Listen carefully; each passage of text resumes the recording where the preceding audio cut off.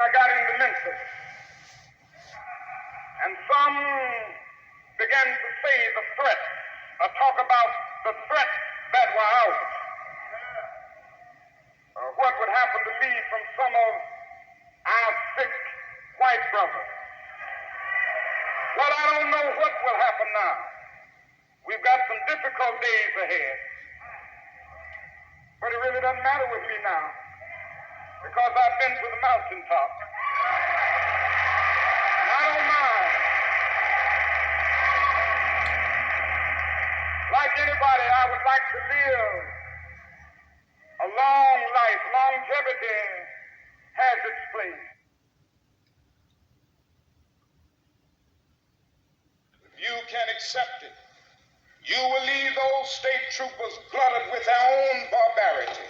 If you can accept it, you will do something that will transform conditions here in Alabama.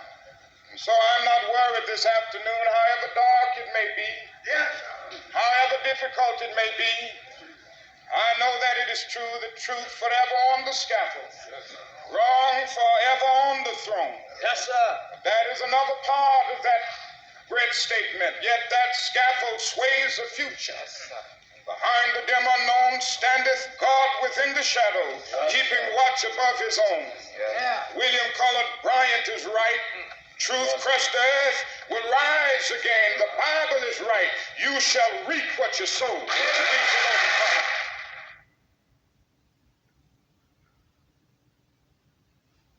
In the past several years, it has become clear that the technique of mass, nonviolent direct action has not only become the accepted method of the civil rights movement, but beyond that, the vast majority of all Americans now support and approve it. What began as a limited expression of protest 10 years ago in Montgomery, Alabama, to integrate a bus line has grown into a national phenomenon. As history spiral over the decade, The movement returned to Montgomery and involved in direct action nuns and priests, rabbis, Protestant ministers, and laity of every race, social class, and age. Many observers have been surprised and even shocked by these methods.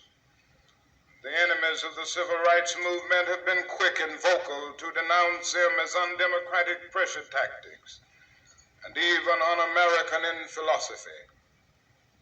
Yet the truth is that no one can scorn nonviolent direct action or civil disobedience without canceling out American history.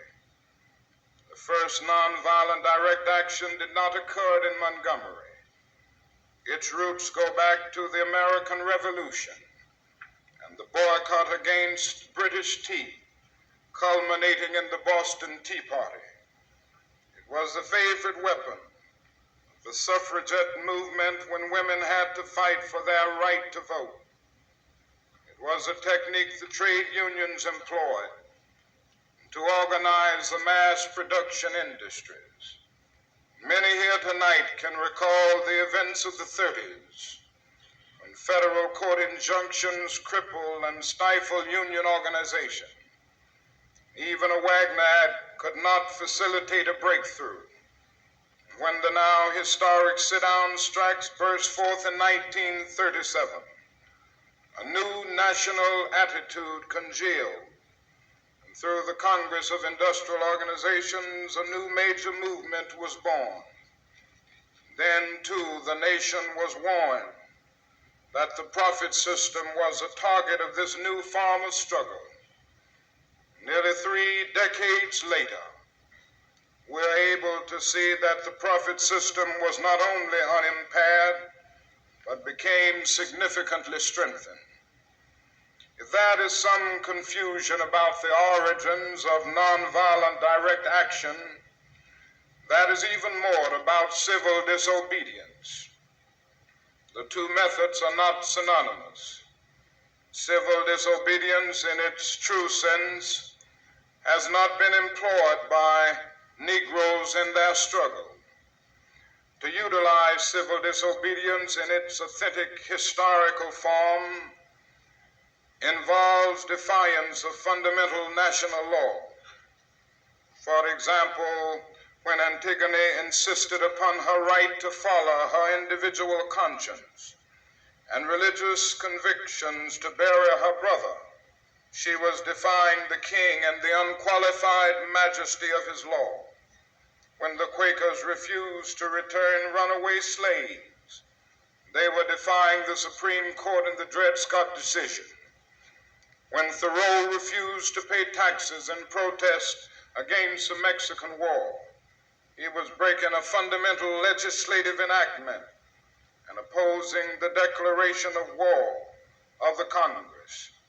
And certainly we all understand this, and I heartily approve of civil disobedience in a creative sense in many instances. But we must see that the Negro today, when he marches in the streets, is not practicing civil disobedience because he is not challenging the Constitution, the Supreme Court, or the enactments of Congress. Instead, he seeks to uphold them. He may be violating local municipal ordinances or state laws, but it is these laws which constitute basic national law. Negroes, by their direct action, are exposing the contradiction. The civil disobedience, or I should say uncivil disobedience in the situation resting on unjust foundations, is that of the segregationists. Negroes have not willfully and frivolously violated the law. Many good-hearted people believe they do exactly that, and forgive them on grounds that they endured appalling grievances. Yet these people forgive them for misdeeds they are not committing. The truly unsocial lawbreaker disregards law because he as an individual is seeking a personal advantage. Negroes have never forgotten, even under the crushing burdens of injustice, that they are connected with the larger society, that the roads they may obstruct, the public buildings they picket are used in common by all citizens. For that reason, before a protest can be approved by responsible leadership, they must answer the following questions. One, do we have a just grievance? Or is our purpose merely to create confusion for its own sake as a form of revenge? Two, have we first used every form of normal means to eliminate the problem by negotiation, petition, and appropriate appeals to authority? Three, having found these channels useless or forcibly closed to us, when we embark upon any type of lawbreaking, are we prepared to accept the consequences society will inflict and to maintain, even under punishment, a sense of brotherhood? Four, do we have a clear program to relieve injustice which does not inflict injustice upon others? And is that program reasonable and grounded in the ethics and best traditions of our society? In establishing these prerequisite conditions before employing direct action, the civil rights movement meets its responsibility to society and fulfills its obligations to democratic principle. Even after the movement embarks upon a program of nonviolent direct action or civil disobedience, its purposes are not narrowly confined to attain benefits exclusively for the Negro. It is an axiom of nonviolent action and democracy that when any group struggles properly and justly to achieve its own rights, it enlarges the rights of all.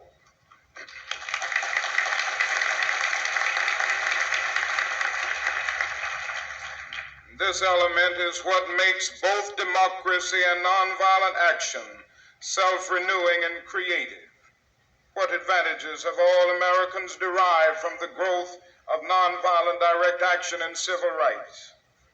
First, the struggle dissolves the deceptive facade and reveals basic evils and contradictions in the society. Tens of millions of Americans a decade ago were ignorant of the actual conditions of life of the Negro, both in the North and in the South. Until there was awareness, there could be no consensus to make corrections. The long list of federal legislative enactments and Supreme Court decisions illustrate how extensive were the wrongs that blighted our society. Second, programs for remedying evils are not confined in their effects to Negroes. When Negroes took to the streets to demand job opportunities for themselves, they helped to stimulate a broad war on poverty concept which ultimately will benefit more whites than Negroes. When Negroes, by direct action, seek to participate in the electoral process, they awaken the apathetic white who so took his rights for granted that he neglected to use them. When Negroes boycotted schools, they did more than reveal classroom discrimination. They brought to the fore such criticisms as those of Dr. Conant, who had long charged we were seeking to utilize 19th century educational methods in conditions of 20th century urbanization, pushing through the issue of desegregation. There emerged a new and startling question of paramount importance to the whole population. What is quality education and how is it attained for all under conditions of population growth, automation, and redistribution of population in sprawling cities?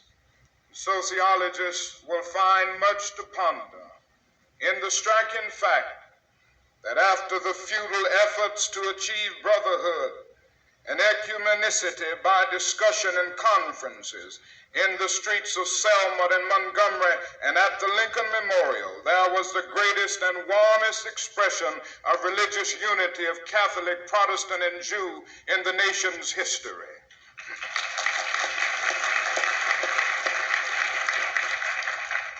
One of the most profound of all results of the Negro upsurge has been its effect upon the youth of the nation. From the student-led sit-ins of 1960, an awakening of social thought and action has swept the campuses of the nation. In addition to overcoming the stultifying effects of McCarthyism, the movement has, in a few years, changed the total description of American youth. From the silent generation, they have become the morally and socially concerned generation. From the single issue to civil rights, interest has broadened to questions of peace and poverty. From exclusively student involvement, the issues now have become the concern of faculty and scholars of every description.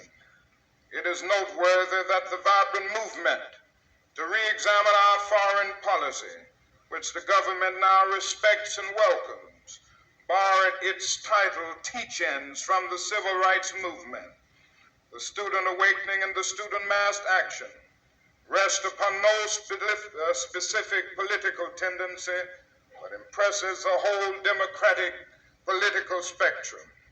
I have discussed the social effects of nonviolent mass direct action at length because I believe it is too often limited in its application merely to the civil rights movement. Perhaps if there had been a broader understanding of the uses of nonviolent direct action in Germany when Hitler was rising and consolidating his power, the brutal extermination of 6 million Jews and millions of other war dead might have been averted, and Germany might never have become totalitarian if Protestants and Catholics had engaged in nonviolent direct action and had made the oppression of the Jews their very own oppression, and had come into the streets beside the Jew to scrub the sidewalks, and had Gentiles worn the stigmatizing yellow armbands by the millions. A unique form of mass resistance to the Nazi regime might have developed. I'm fully aware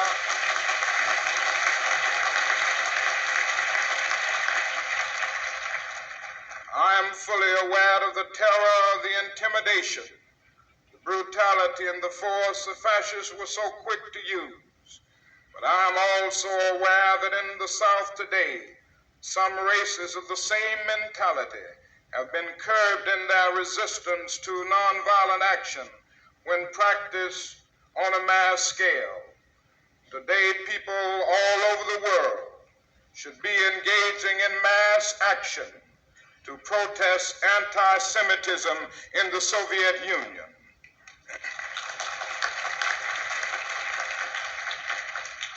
That is a dangerous silence today which unintentionally encourages evil to flourish.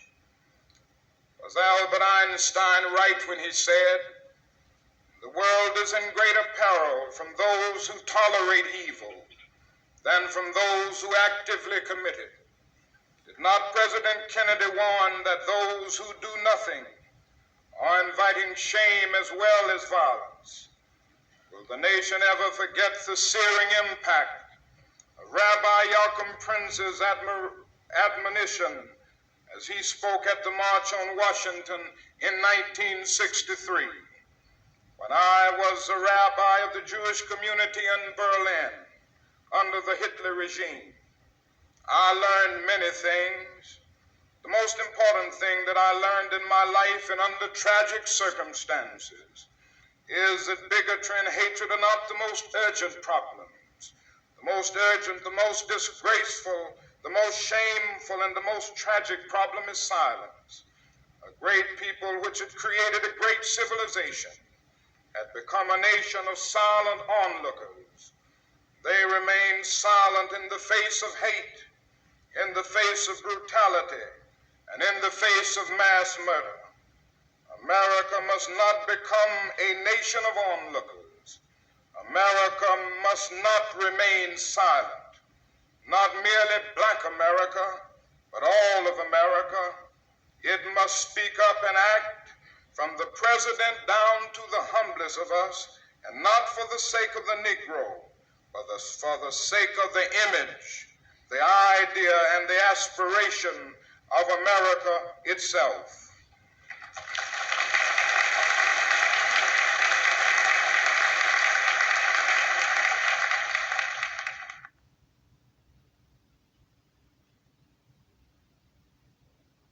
Now let me proclaim here and now that I am still convinced that the philosophy and practice of nonviolence affords a more excellent way to improve the inadequacies existing in the American social system. The method of nonviolent resistance is effective in that it has a way of disarming the opponent.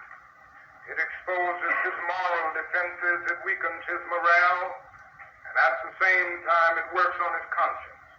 I believe we will win it because the goal of America is freedom. Abused and scorned though we may be, our destiny is tied up with the destiny of America. It is time to reorder our national priorities. All those who now speak of goodwill and who praise the work of such groups as the President's Commission now have the gravest responsibility to stand up and act for the social changes that are necessary to conquer racism in America. If we as a society fail, I fear that we will learn very shortly that racism is a sickness unto death. I accept this award today with an abiding faith in America and an audacious faith in the future of mankind. One day after finishing school, I was called to a little church down in Montgomery, Alabama.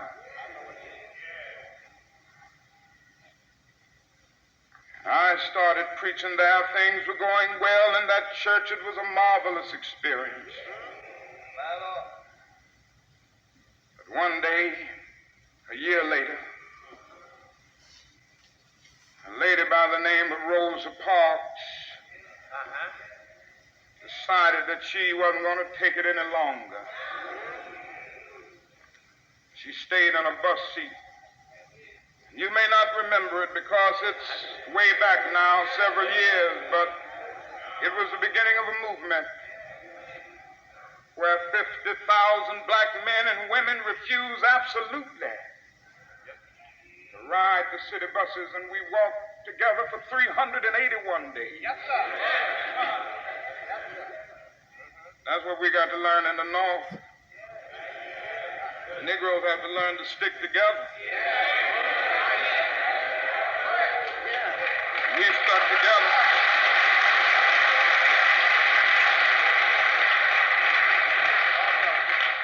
We sent out the call.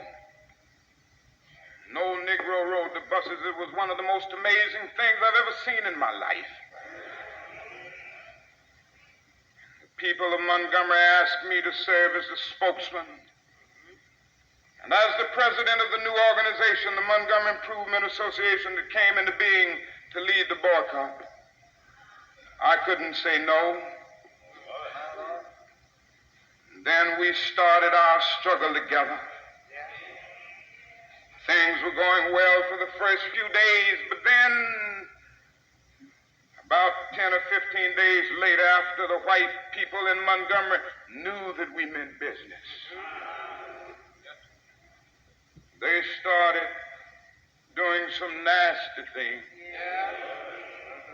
They started making nasty telephone calls and came to the point that some days more than 40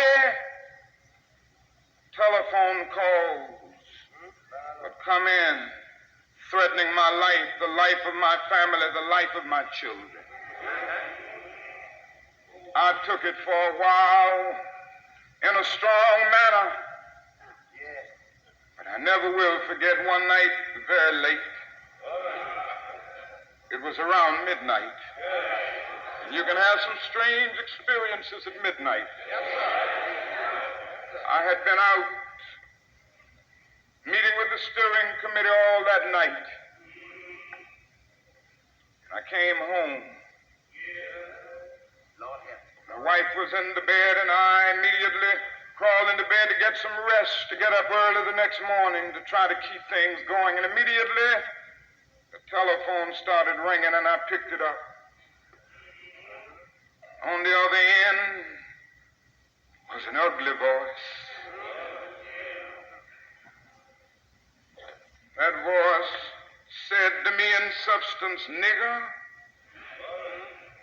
we are tired of you and your mess now. And if you aren't out of this town in 3 days, we're gonna blow your brains out and blow up your house." I had heard these things before, but for some reason that night it got to me. I turned over and I tried to go to sleep, but I couldn't sleep. I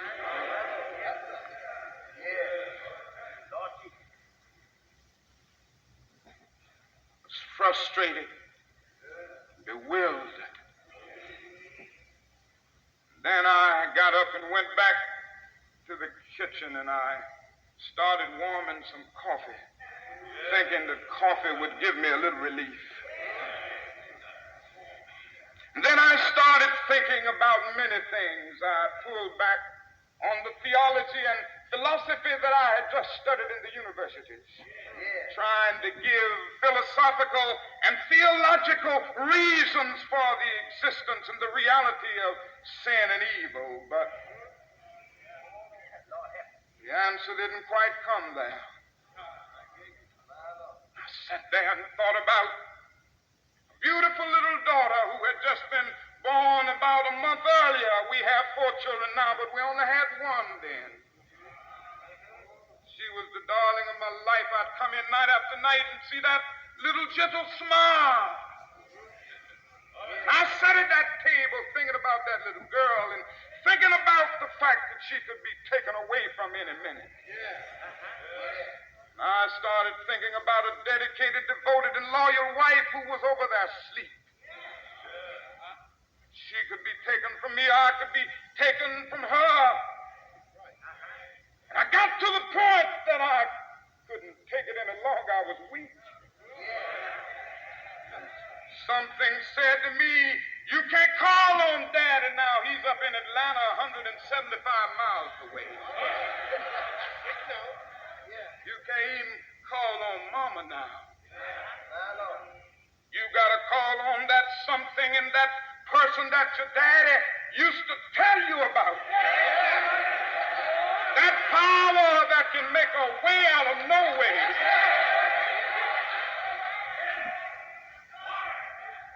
I discovered then that religion had to become real to me, and I had to know God for myself.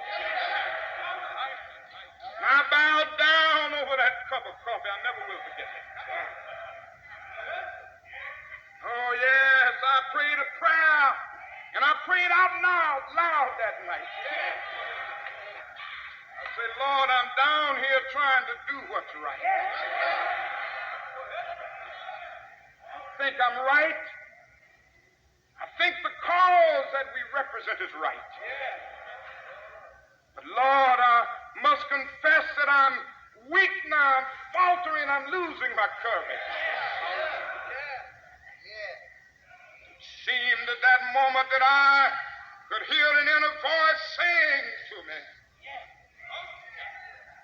"Martin Luther, stand up for righteousness. Stand up for justice. Stand up for truth. And lo, I will be with you even unto the end of the world." tell you, I've seen the lightning flash. I've heard the thunder roll. I've felt sin breakers dashing, trying to conquer my soul. But I heard the voice of Jesus saying, still to fight on. He promised never to leave me, never to leave me alone. No, never alone. No, never alone. Promised never to leave me. Never to leave me alone. Sometimes I feel discouraged. I don't mind telling you this morning that sometimes I feel discouraged. I felt discouraged in Chicago. As I move through Mississippi and Georgia and Alabama, I feel discouraged. Living every day under the threat of death, I feel discouraged sometimes. Living every day under extensive criticisms, even from Negroes, I feel discouraged sometimes.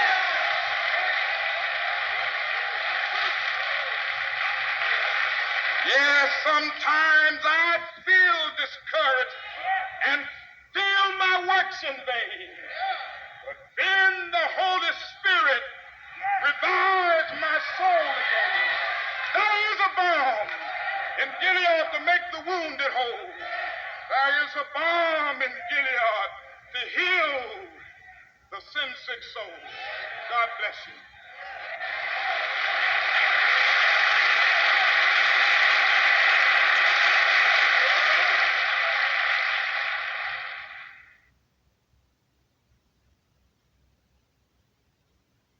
Every now and then, I guess we all think realistically about that day when we will be victimized with what is life's final common denominator.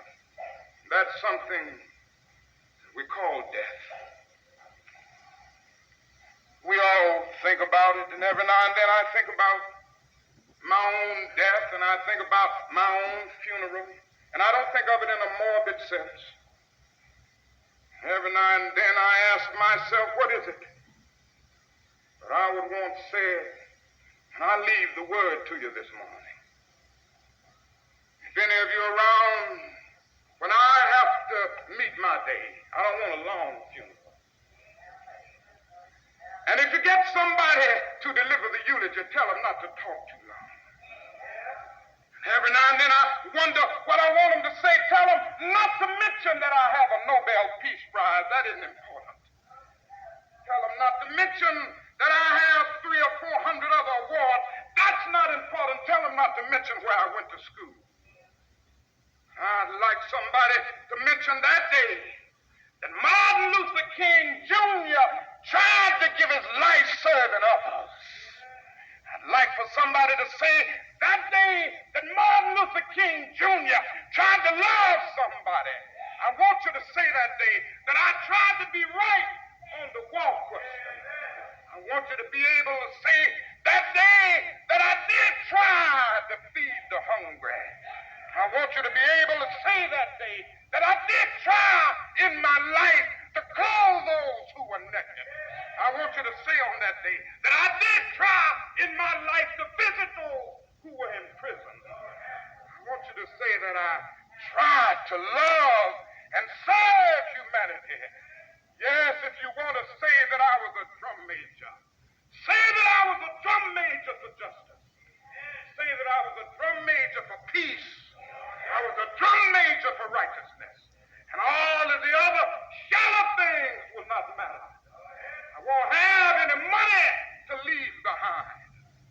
I won't have the fine and luxurious things of life to leave behind. But I just want to leave a committed life behind. And that's all I want to say. If I can help somebody as I pass along, if I can cheer somebody with a word of song, if I can show somebody he's traveling wrong, then my living will not be in vain. If I can do my duty as a Christian, if I can bring salvation to a world once wrought, if I can spread the message as the Master taught, then my living will not be in vain. Yes, Jesus, I want to be on your right or your left side. Not for any selfish reason. I want to be on your right or your left side, not in terms of some political kingdom or ambition, but I just want to be there in love and in justice and in truth and in commitment to others so that we can make of this old world a new world.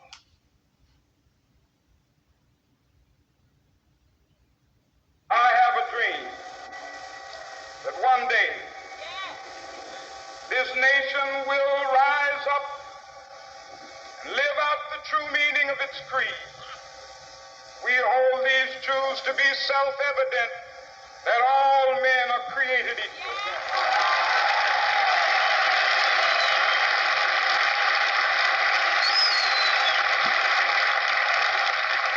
I have a dream that one day on the red hills of Georgia, sons of former slaves and the sons of former slave owners will they be able to sit down together at the table of brotherhood. I have a dream that one day,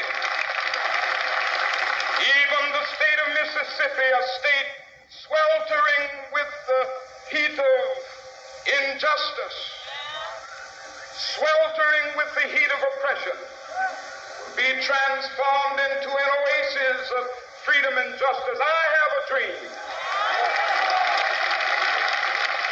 My four little children will one day live in a nation where they will not be judged by the color of their skin, but by the content of their character. I have a dream today.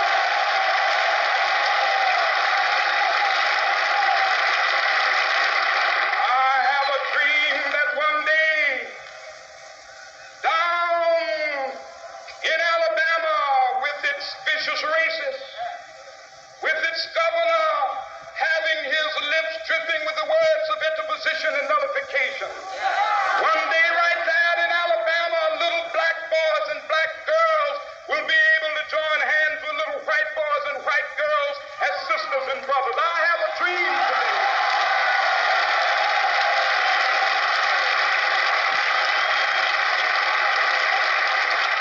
I have a dream that one day every valley shall be exalted.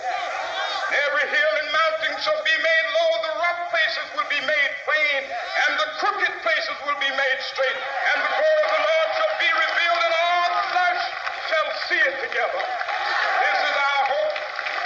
This is a faith that I go back to the South with. With this faith, we will be able to hew out of the mountain of despair a stone of hope. With this faith, we will be able to transform the jangling discords of our nation into a beautiful symphony of brotherhood. With this faith, we will be able to work together, to pray together, to struggle together, to go to jail together, to stand up for freedom together, knowing that we will be free one day.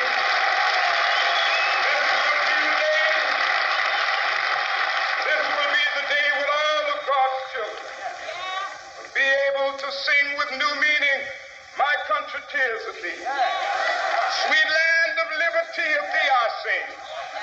Land where my fathers died, land of the pilgrim's pride. From every mountainside, let freedom ring. And if America is to be a great nation, this must become true. So let freedom ring.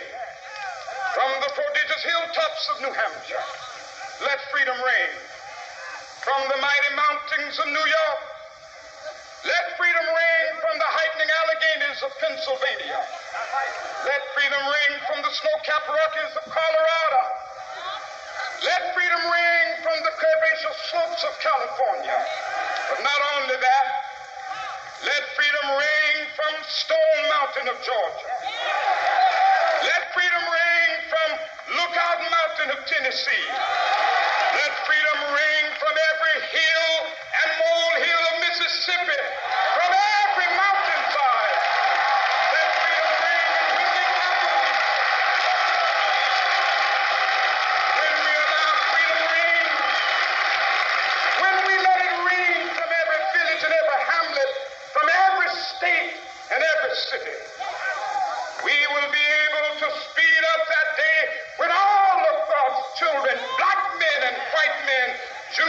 Gentiles, Protestants and Catholics will be